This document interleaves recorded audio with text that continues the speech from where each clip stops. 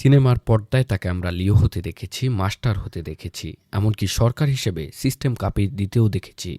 কিন্তু কল্পনা করুন তো সেই মানুষটি যখন বাস্তব জীবনের দাবার বোর্ডে রাজা হয়ে দাঁড়ান। ২০২৬ সালের দক্ষিণের বিধানসভা নির্বাচন কেবল একটি ভোট ছিল না, এটি ছিল দক্ষিণ ভারতের রাজনীতির ইতিহাসে এক বিধ্বংসী সুনামি। তামিলনাড়ুর তখ্তকে এবার বিজয় থালাপতির দখলে। বিজয়ের যাত্রাটা শুরু হয়েছিল ৯০-এর দশকে। গিল্লি আর পোকিরি দিয়ে তিনি যখন ম্যাস অ্যাকশন হিরো হয়ে উঠলেন, তখনই বোঝা গিয়েছিল তার আবেদন কেবল স্ক্রিনে সীমাবদ্ধ থাকবে না। বিশেষ করে সরকার সিনেমাটি ছিল রাজনীতির প্রথম ব্লুপ্রিন্ট। একদিনের মুখ্যমন্ত্রী হয়ে সিস্টেম বদলে দেয়া সেই স্ক্রিপ্ট আজ যেন বাস্তবে রূপ নিচ্ছে। তার মার্শালে জিএসটি নিয়ে তার ডায়লগ যখন দিল্লি পর্যন্ত কাঁপিয়ে দিয়েছিল, তখনই ফ্যানরা স্লোগান তুলেছিল, পরবর্তী মুখ্যমন্ত্রী থালাপতি বিজয়।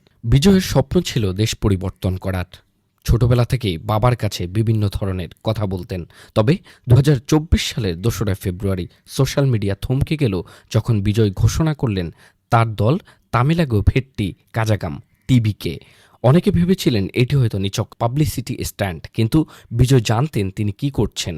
তিনি কোনো জোট করেননি, বরং কোনো শক্তির কাছে মাথা নত করেনি। কিন্তু তার লক্ষ্য ছিল পরিষ্কার, দুর্নীতিমুক্ত তামিলনাড়ু। ২০২৬ সালের মে মাসে টান টান উত্তেজনা।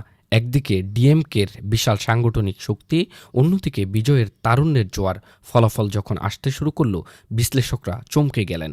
১৬০টি আসন, একক বৃহত্তম দল হিসেবে উঠে এলো টিভিকে। ২৩৪ আসনের বিধানসভায় ম্যাজিক ফিগার ১১৮ থেকে সামান্য দূরে থাকলেও বিজয় প্রমাণ করে দিলেন তিনি কেবল সিনেমার পোস্টার বয় নয়, মানুষের হৃদয়েও রাজ করেন।